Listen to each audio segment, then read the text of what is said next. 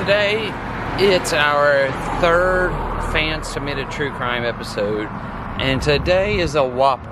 I mean, this one is really, really crazy. For this episode, back down into Florida again. In fact, I'm in Bonifay, Florida. It's a little bit further south from Graceful, where I was yesterday. And today, I am going to tell the story of a serial killer who, along with his partner, he was gay, along with his gay lover, I guess I should say, left a body trail across the state of Florida, mainly up and down Interstate 10, I-10, going across Florida. He was a despicable human being who took many, many lives, including a celebrity's child. We'll talk about it in this video. Today I'm in Bonifay, Florida, and I'm going to be telling the story of serial killer Ottis Toole. The topic of this video was submitted by watcher Jamie Walker.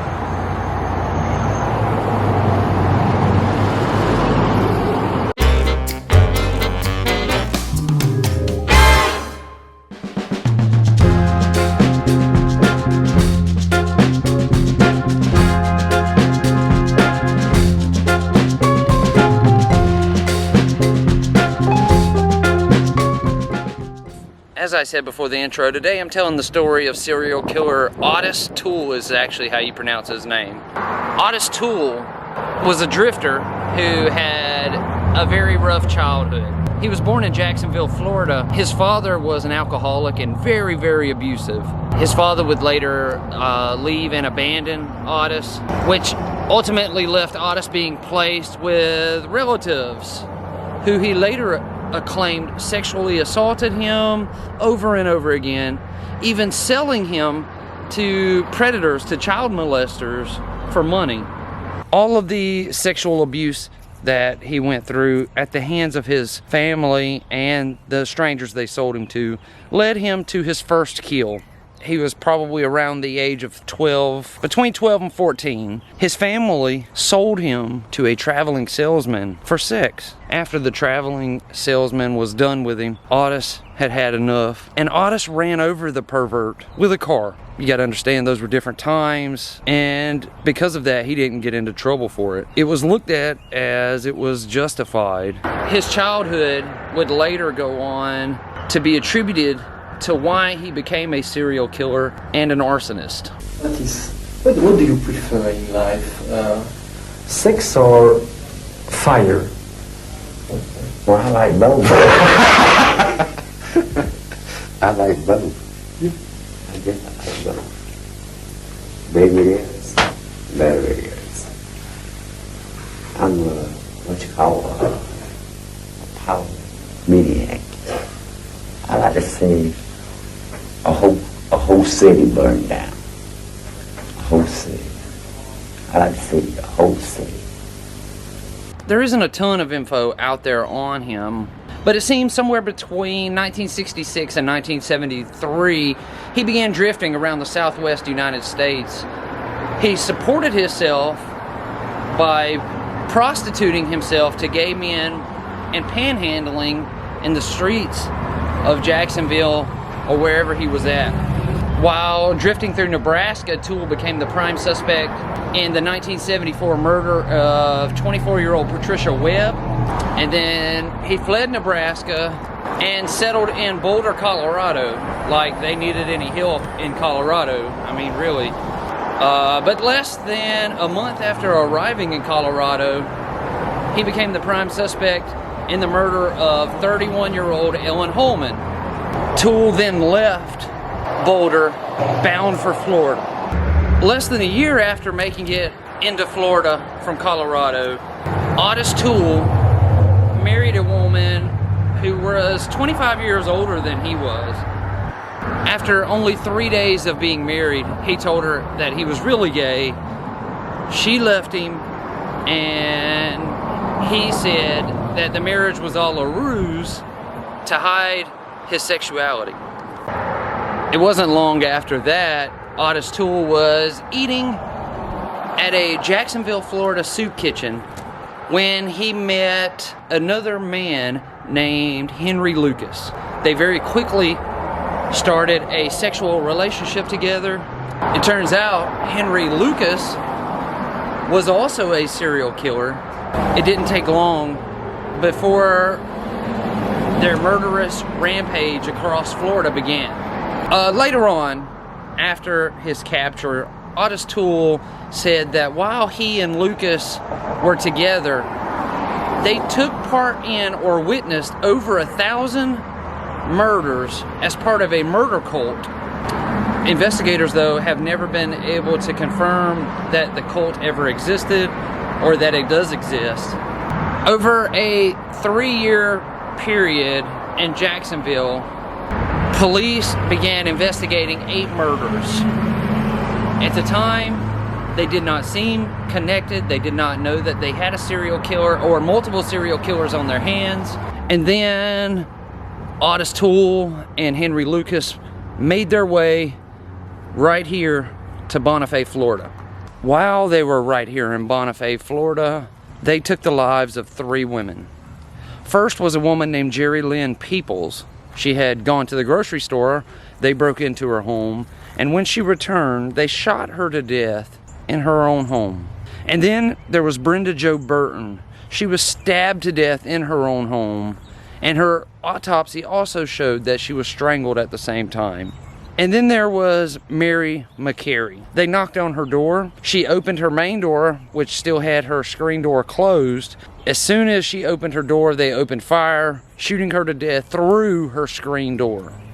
After committing the murders in Bonifay, Florida, the two then headed back towards Jacksonville up I-10. Getting off I-10, they stopped at this gas station right near Marianna, Florida, where they attempted to rob it. During that robbery, a man was killed. Well, it turns out it was the father of the local sheriff, John McDaniel. We had an armed robbery. I arrive at the scene, and I get out, and as I'm starting to approach the little store, one of the officers comes toward me, and the look on his face was just unbelievable. And he said, "We've got one down." So I kept moving forward, and as I did, I began to see the opening of the door, and I saw a man's feet, and then I saw some trousers, and then I saw a man with a goatee, and it was my father. Sheriff McDaniel did an interview where he said that when he got the call about the robbery, he came in and immediately went to the door where he saw his father laying dead right on the inside of the door there. Once they arrived back in Jacksonville, the two lovers / serial killers then split up. Ottis Toole started heading down deeper into Florida, and Henry Lucas went to Texas. After Ottis Toole left Jacksonville, right after committing the murder here at the gas station, he killed 2 hitchhikers on the way, one near Chipley, Florida, and another near Fort Walton Beach, Florida. And where the story is going to take a turn, because it's almost going to be like another whole different story within a story. July the 27th of 1981, a mother and her 6-year-old son went into the local mall in Hollywood, Florida. They entered through the Sears department store entrance. The mom stopped to ask about a lamp while her son, whose name was Adam, went to a brand new Atari video game display they had set up. They had it on where the kids could come play.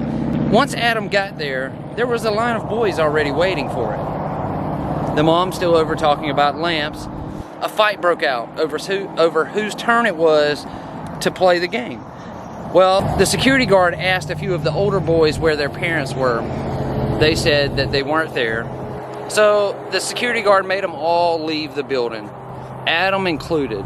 He just assumed that Adam was with them and not there with someone else. This whole time, his mom is still looking at lamps. The other boys left, and Adam was standing outside of Sears all alone. When his mother realized that he was gone, she became frantic. She started paging him over the store's speaker system. It was after about 90 minutes of unable to locate him, she called the police. Unbeknownst to all of them, Ottis Toole had made his way to Hollywood, Florida. He saw Adam standing outside of the Sears store all by himself, all alone, and he took Adam. Later on, he said that all he did was entice Adam with some candy and toys, and Adam came with him willingly. Ottis Toole hit the road with Adam in the back seat. After some time of driving, Adam began crying and screaming that he wanted to go home. He wanted his mom and dad. So to get him to stop, Ottis Toole punched him in the face. Adam stopped for a few minutes and then quickly started up again. So Ottis Toole punched him again, knocking him unconscious. Ottis then pulled off the road in a rural area while Adam was unconscious. He decapitated that 6-year-old little boy and tossed his head down into a drainage canal that was right there near them. The 6-year-old boy, Adam, was the son of famed America's Most Wanted host, John Walsh. Of course, at this time, no one knew that Ottis Toole had committed this crime. 3 years after abducting and killing Adam Walsh, he would hold captive a 64-year-old man named George Sonnenberg. He held him captive and then set his house on fire. George Sonnenberg would die from his injuries inflicted by the fire. George was able to pinpoint Ottis before he died, and it was a short time later Ottis Toole was arrested. Near the same time, Henry Lucas, was also arrested over in Texas on weapons charges. After they were both arrested, they began toying and playing with police. Police didn't know the half of it. They began confessing to all of these murders. Ottis Toole confessed to murders in Jacksonville with Henry Lucas. Ottis Toole confessed to killing the people in Bonifay, Florida. And then he confessed to killing the sheriff's father. And then he started telling them about this little boy that he kidnapped and killed down near Fort Lauderdale. As they sat down and started spilling their guts to the detectives, this is where the details get really gruesome. Ottis tells detectives that he is a practicing cannibal and he has been eating many of his victims. After he told them, detectives then went to Henry Lee Lucas, who was imprisoned over in Texas. They asked him about it, where he confirmed it. And then Henry Lee Lucas told them that he liked to eat them better without Ottis' homemade barbecue sauce on it. He didn't care for Ottis's barbecue sauce too much. And you know, one time you away from their bodies and I did too. Yeah, I know. That cutting up like meat, you know. Well, I've seen bodies cut up worse than you've ever seen a body cut up. Tastes like real meat when it got barbecue sauce on it, don't it? Well, Ottis Elwood Toole was convicted of only 6 counts of murder. His lover / co-serial killer, Henry Lee Lucas, was convicted of 11 counts of murder. Both were sentenced to life in prison without parole. Both of them would later die in prison, Ottis Toole in 96 and Henry Lucas in 01. After his son Adam's death, John Walsh would go on to become one of the biggest advocates for victims of violent crimes in America, which later also landed him the role as host of a very popular TV show called America's Most Wanted. I'm John Walsh, and welcome to a special holiday edition of America's Most Wanted. This is America's Most Wanted, and I'm John Walsh. I'm John Walsh, and tonight on America's Most Wanted. Together, Toole and Lucas claim to have killed more than 1,000 people combined, but investigators can only link them to just a little over 200 so far. So no one really knows what the actual body count is that's on their hands. The one thing that we do know, no matter what it is way too many. Way too many. That is going to do it for this episode today, and the story of serial killer Ottis Lee Toole and the murders of all of the people, including Adam Walsh. I want to thank you all for watching this episode, and I just have to say one more time, a special thank you to Jamie Walker for recommending this story, because I had no clue any of that had happened prior to her forwarding that information on to me. So thank you all for watching. Thank you, Jamie. I will see you all again tomorrow. We only have a few days left before our big trip, so it's going to be awesome. I can't wait, and I know all you guys are going to enjoy it too. Thank you all. I hope you have a great day, and please stay safe.